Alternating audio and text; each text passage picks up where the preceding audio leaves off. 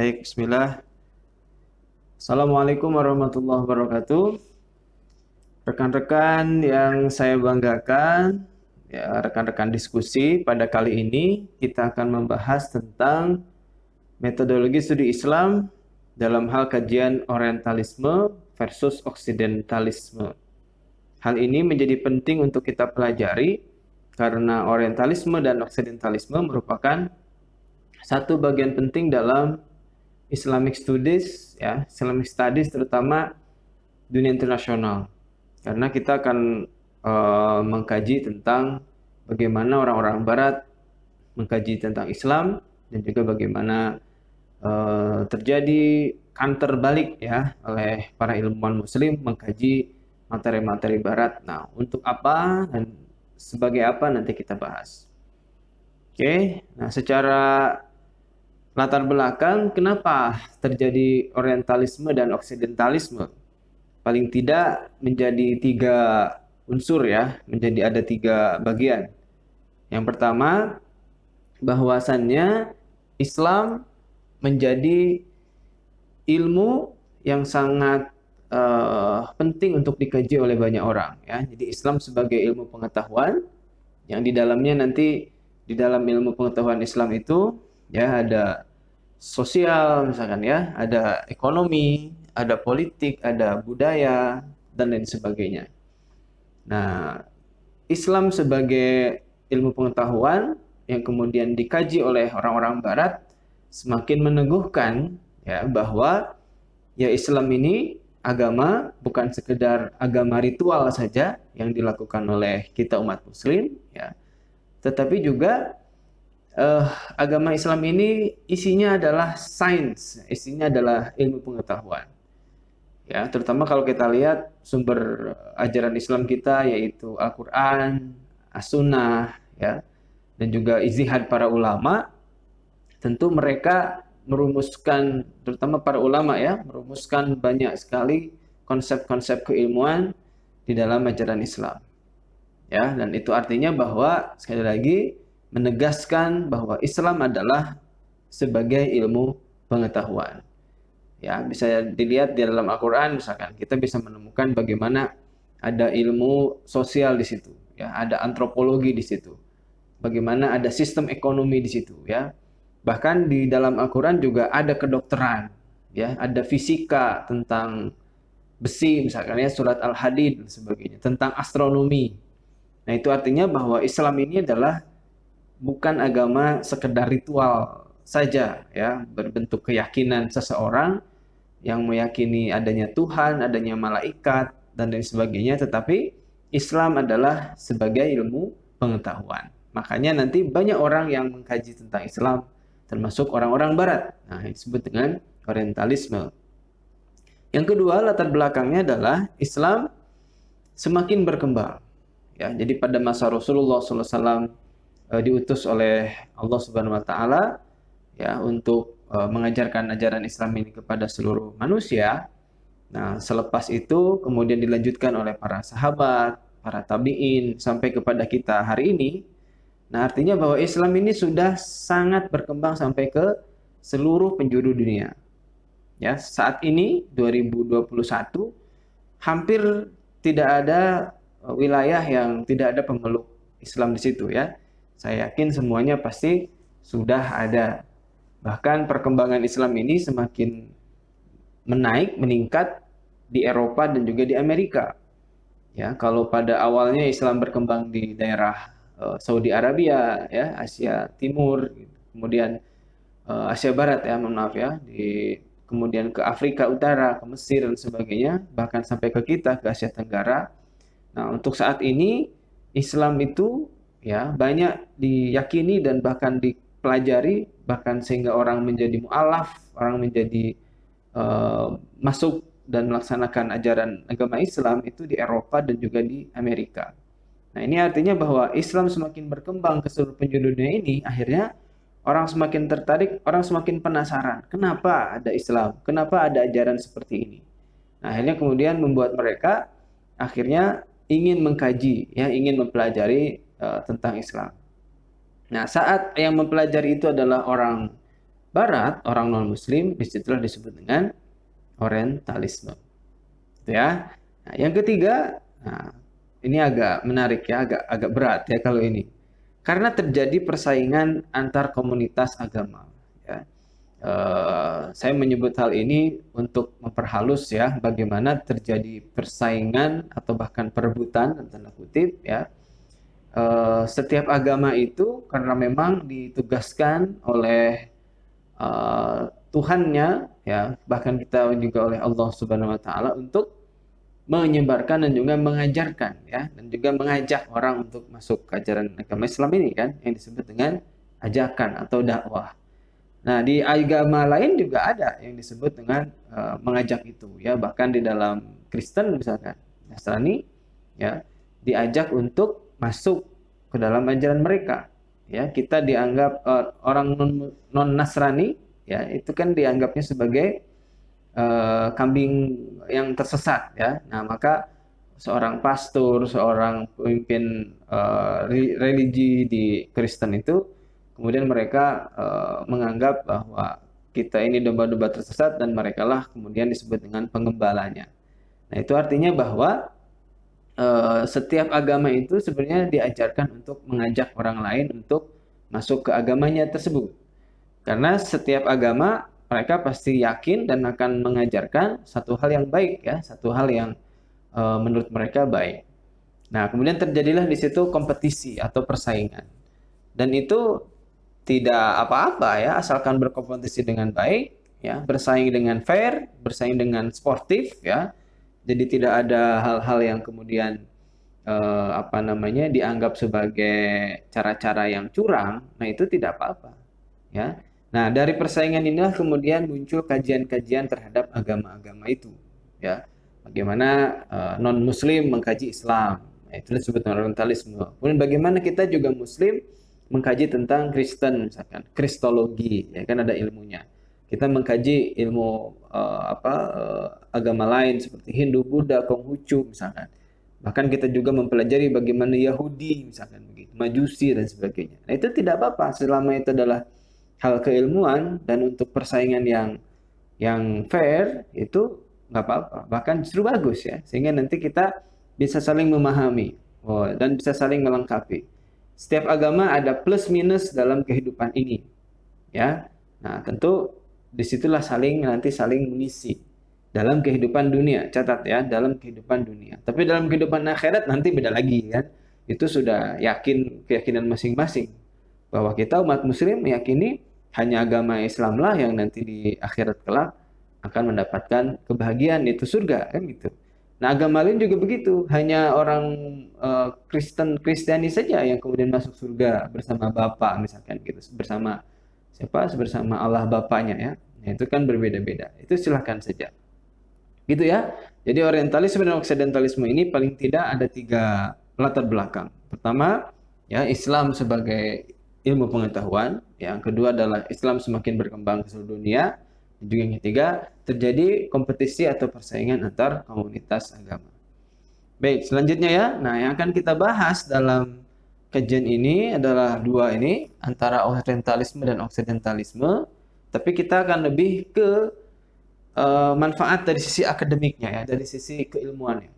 Gitu, bukan dari sisi emosional tadi ya, persaingan agama atau juga mengkaji kelemahan-kelemahan agama lain ya, bukan ya, tetapi akan kita bahas dari sisi manfaat akademik. Kenapa terjadi orientalisme dan oksidentalisme? Selanjutnya rekan-rekan, nah dari sisi definisi, oke, bisa kita lihat ya. Saya mengilustrasikan ada satu teropong ya, ada satu teleskop. Bagaimana seorang barat outsider, kata kita sebut outsider ya. Outsider itu artinya adalah sisi luar. Orang melihat dari sisi luarnya. Ya, jadi orang barat itu melihat Islam sebagai objek mereka, tetapi dari sisi luar. Itu disebut dengan outsider. Nah, ada juga kan nanti orang Islam sendiri, seperti kita ini kan Muslim, ya dilahirkan dalam kondisi Muslim, kita melaksanakan ajaran-ajaran Islam, juga mengkaji tentang Islam. Nah, itu disebut dengan insider. Jadi orang di dalam ya, perspektif kita sendiri melihat ajaran Islam. Nah, itu ya outsider dan insider. Jadi outsider itulah disebut dengan orientalisme. Orang luar Muslim yang kemudian mengkaji tentang Islam. Oke. Nah, jadi bahasanya secara istilah definisi orientalisme itu adalah gerakan sekelompok orang ya, outsider atau disebut barat atau non muslim dalam mempelajari ilmu Islam ya, atau kalau dari sisi literalnya oriental itu kan timur ya. Nah, timur itu diidentikan dengan Islam yang dikaji oleh orang barat atau orang non muslim outsider dengan berbagai macam tujuan. Nah, apa saja tujuannya nanti kita bahas ya. Nah, paling tidak begitu ya. Jadi kita harus memahami dulu bahwa orientalisme ini ya dilakukan oleh orang barat atau orang non-muslim ya, orang luar Islam yang mengkaji tentang Islam dari seluruh aspek kajian Islam. Nah, kita tahu bahwa dalam Islam juga banyak sekali kajian-kajian yang ada, bahkan dari hampir seluruh ilmu pengetahuan di dalam Islam ada kan. Nah, dan kita sudah juga melakukan itu. Bahkan kalau dari sisi sejarah perkembangan, banyak sekali para ilmuwan Muslim yang menemukan bagaimana saintifik itu ditemukan ya, seperti matematika oleh Al-Khwarizmi misalkan, kemudian menjadi konsep algoritma ya kan. Al-Jabiri itu menemukan konsep matematika juga sehingga dia terkenal dengan Al-Jabar ya. Nah, itu kan orang-orang Muslim ya. Dalam kedokteran misalkan Ibnu Sina ya, Avicenna gitu, Ibnu Rushdi dalam filsafat dan lain sebagainya. Banyak sekali tokoh-tokoh ilmuwan Muslim yang kemudian mereka sungguhnya menemukan ya dasar-dasar keilmuan modern saat ini. Nah, oke, selanjutnya. Nah, apa motifnya? Paling tidak ada 3. Tadi tujuan, ya. Tujuan atau motif daripada adanya orientalisme itu ada 3. Pertama ada motif ilmiah, kedua kristenisasi, yang ketiga kolonialisasi. Ya, kalau ilmiah jelas ya bahwa terjadi dialog ya, diskusi tentang keilmuan-keilmuan di dunia ini, dan Islam adalah salah satu untuk menjadi sumber ilmu dalam dunia ini ya. Maka orientalisme mengkaji bagaimana ilmu-ilmu Islam yang kemudian pada zaman abad pertengahan ya, abad 7 abad 8 Masehi itu dalam masa-masa keemasan para ilmuwan muslim. Nah, kemudian mereka akhirnya tertarik mengkaji itu, yaitulah secara ilmiah. Dan manfaat dari ilmiah ini tentu bagi kita umat muslim, kita saat ini bisa membaca bagaimana orang-orang barat, outsider, orang orientalis kemudian menghasilkan karya-karya bagus ya dalam buku-bukunya, dalam buku karya-karyanya tentang studi Islam ya. Misal ada satu buku sejarah yang cukup tebal tentang History of Arab ditulis oleh Philip Kahiti ya, ya. Nah, itu kan perspektif outsider, perspektif orientalisme yang kemudian dia membahas tentang sejarah Islam dan cukup lengkap sekali. Ya. Dan tentu kalau motif ilmiah ini mereka didasari oleh metode-metode keilmuan ya. Jadi bukan emosional yang dipakai, tetapi keilmuan. Mereka memotret apa adanya sesuai fakta, ya kan, bukan direkayasa. Nah, itu adalah disebut sebagai dasar-dasar ilmu kan. Nggak boleh seorang ilmuwan kemudian merekayasa data misalnya. Nah, itu berarti dia sudah melanggar etika sebagai seorang peneliti atau seorang ilmuwan. Oke, jadi manfaat orientalisme dari sisi ilmiah ini sangat banyak sekali kita rasakan saat ini ya. Sehingga kita bisa melihat berbagai perspektif kajian-kajian tentang studi Islam. Oke ya. Yang kedua kristenisasi. Nah, kalau ini sudah mulai ke bagian 3 tadi ya, bahwa Islam bahwa latar belakangnya adalah persaingan ya, persaingan antar agama. Nah, salah satunya adalah ini, kristenisasi. Kalau kita itu sebenarnya disebut dengan dakwah ya. Nah, dakwah kan mengajak. Kristenisasi juga sama, mengajak orang masuk ke Kristen. Nah, setelah Islam berkembang begitu pesat, otomatis persaingan antar agama terjadi, terutama orang Kristen karena termasuk mayoritas di dunia ini ya, Barat juga identik dengan Kristen, nah, maka orang-orang Kristen ingin mengkaji Islam. Nah, sayangnya kalau dalam kristenisasi ini ada dua cara, ada dua bagian juga ya. Ada yang memang tujuannya negatif, ya, ada yang tujuannya memang juga positif ya. Nah, tujuan negatif itu adalah bagaimana untuk melemahkan, untuk mencari di mana titik lemah umat Islam. Gitu. Sehingga ketika bersaing mereka tahu titik lemahnya. Ya, contohnya misalkan, oh ternyata titik lemah umat Islam itu dalam hal ekonomi. Maka terjadi pada tahun 80-an, 90-an ya, masyarakat-masyarakat muslim pesisir pantai yang miskin, kumuh ya, secara ekonomi juga di bawah. Nah, mereka kemudian diajak kristenisasi dengan cara ekonomi, berikan sembako ya, berikan beras, bahkan berikan beberapa bungkus mie, kemudian mereka dibaptis dan diajak masuk agama Kristen. Nah, itu sangat menyedihkan ya tentunya, bahwa Islam ini seharusnya punya instrumen besar dalam ekonomi seperti zakat, infak, sedekah, wakaf, tetapi waktu itu belum berkembang di Indonesia. Akhirnya fakir miskinnya itu justru didekati oleh kristenisasi dan mereka akhirnya menjadi murtad.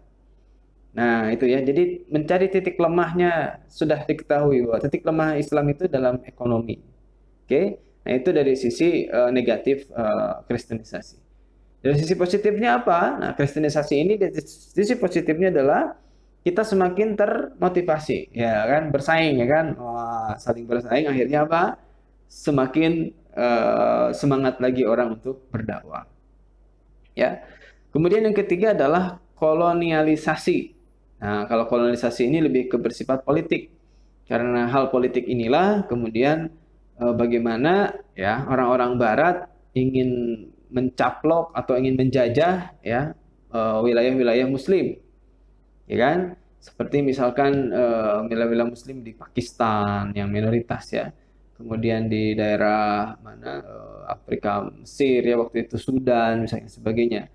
Dalam rangka kolonialisasi kemudian mereka mengkaji ajaran-ajaran Islam dan untuk cari kelemahan, sama mirip dengan kristenisasi tadi yang sisi kelemahannya. Nah, termasuk di Indonesia juga sama, pernah ya waktu itu tahun berapa ya, pas ketika Snook Horguron ini masih mungkin abad ke-18-an ya, mau masuk ke abad 19, tahun 1900-an. Sebelum Indonesia merdeka, kita masih dijajah oleh Belanda. Nah, Snook Horguron kemudian dia menyamar menjadi seorang santri, belajar di pesantren ya, menghafal Quran ya, bahkan dia baca Qurannya bagus gitu, hafal hadis dan sebagainya. Tapi tujuannya apa? Untuk mencari titik lemahnya. Nah, ya kan, sudah ketika ketahuan titik lemahnya berada di mana, nah, kemudian ia merekomendasikan kepada penjajah untuk melakukan rekomendasinya itu. Gitu ya. Salah satu contohnya temuan Snook Horguron itu adalah bahwa umat Islam ini jangan dilarang dalam masalah ritual, ibadah ritual seperti sholat, puasa, zakat, itu nggak boleh dilarang. Karena kalau dilarang oleh penjajah saat itu, pasti umat Islam akan melawan pada waktu itu ya. Nah, itu dibiarkan saja. Jadi sholat itu dibiarkan saja ya, bahkan kenduren misalkan gitu ya, dibiarkan saja kayak gitu ya, sholawatan semuanya biarkan. Nah, tetapi yang harus dilarang oleh pemerintah kolonial pada waktu itu adalah umat Islam dilarang berkumpul, membuat satu organisasi dan berpolitik atau mengkaji ilmu-ilmu politik. Itu yang tidak boleh menurut Snook Horguroy. Dan ternyata terbukti ya. Jadi kalau ada kelompok-kelompok kajian tentang politik, tentu akan dibubarkan, bahkan tokohnya akan ditangkap. Akhirnya apa? Nah, ya kan, akhirnya ya sudah berjalan ibadahnya biasa, masjid, sholat biasa, tetapi di masjid itu tidak boleh dibahas tentang politik. Ya, akhirnya penjajahan oleh Belanda di Indonesia sangat lama terjadi ya, karena tidak ada orang untuk bergerak ya, untuk bersatu. Nah, untuk persatuan itu kan diawali dengan kajian-kajian kecil ya. Nah, kemudian ada tokoh pergerakannya. Nah, tetapi hal itu kemudian umat Islam sadar ya pada waktu 1888. Nah, ya kan terjadi pemberontakan oleh para petani di Banten yang dipelopori oleh siapa? Oleh seorang sufi. Nah, menarik ya. oleh seorang mursyid tasawuf Thariqat Qadriyah Naqsyabandiyah pada waktu itu. Kemudian itu berawal dari kajian-kajian kecil tentang masalah politik, tentang masalah pemerintahan kan. Kenapa kita harus jajah terus misalkan? Kenapa kita harus manut terus terhadap pemimpin Kristen dan sebagainya. Nah, kemudian itulah menjadi pergerakan dan perlawanan terhadap penjajahan. Nah, itu salah satu bentuk negatif daripada orientalisme dengan tujuan adalah untuk kolonialisasi. Ya. Nah, masuk sekarang ke oksidentalisme. Nah, karena dalam orientalisme itu terjadi sekali banyak kelemahan-kelemahan ya, bahkan negatif untuk umat Islam, maka sangat penting untuk dijadikan oksidentalisme. Maka pada waktu itu muncullah gerakan sekelompok akademisi Muslim dalam mengkaji gerakan orientalisme itu, ya, yang disebut dengan oksidentalisme. Tujuannya apa? Nah, mengkonfirmasi dan meluruskan. Ya, jadi data-data sejarah yang dibuat oleh orientalis, misalkan, ya, bagaimana hasil kajian orientalisme itu kita konfirmasi, benar nggak sih? Gitu, kita klarifikasi. Kalau salah, tentu harus diluruskan. Tapi kalau benar ya didukung. Nah, tadi motif ilmiah ya. Motif ilmiah itu ketika data-datanya benar, maka harus didukung oleh kita dan dipakai untuk penelitian selanjutnya. Tapi kalau ternyata datanya palsu, datanya hoax, kita luruskan. Ya kan, itu banyak sekali ya data-data hoax yang dibuat oleh sejarawan orientalis yang kemudian kita harus luruskan. Itu ya. Nah, maka tujuan oksidentalisme itu ada 3. Ada ilmiah, politik, dan dakwah. Ilmiah tadi jelas ya untuk meluruskan. Nah, politik, nah ini juga penting bahwa ketika terjadi orientalisme tadi, kolonialisasi, maka dilawannya dengan oksidentalisme berupa gerakan politik. Ya, jadi kita mempelajari bagaimana gerakan politiknya orientalis, ya, dikantor juga dengan politik Islam. Nah, bagaimana politik ini kan, bagaimana kita untuk mengatur sebuah negara ya. Penting sekali mempelajari ilmu politik, termasuk oksidentalisme juga bertujuan untuk bagaimana biar bangsa ini tidak dijajah terus oleh orientalis. Nah, gitu maksudnya. Dan yang ketiga adalah motif dakwah, tujuan dakwah. Jelas ya, tujuan dakwah ini adalah bahwa selaku umat Islam kita dianjurkan, perintahkan ya oleh Allah Subhanahu wa taala untuk berdakwah. Ud'u ila sabili rabbika bil hikmah wal mau'izatil hasanah. Kan gitu ya. Ajaklah oleh kalian kepada jalan Allah, kepada jalan Islam, bil hikmah, dengan cara yang baik, dengan cara yang cerdas, wal mau'izatil hasanah, dan juga dengan cara yang santun, dengan cara mau'izah hasanah. Baik, seperti itu ya sementara kajian tentang orientalisme dan oksidentalisme ini. Hal ini sangat menarik tentunya untuk bisa kita diskusikan lebih lanjut. Terima kasih. Assalamualaikum warahmatullahi wabarakatuh.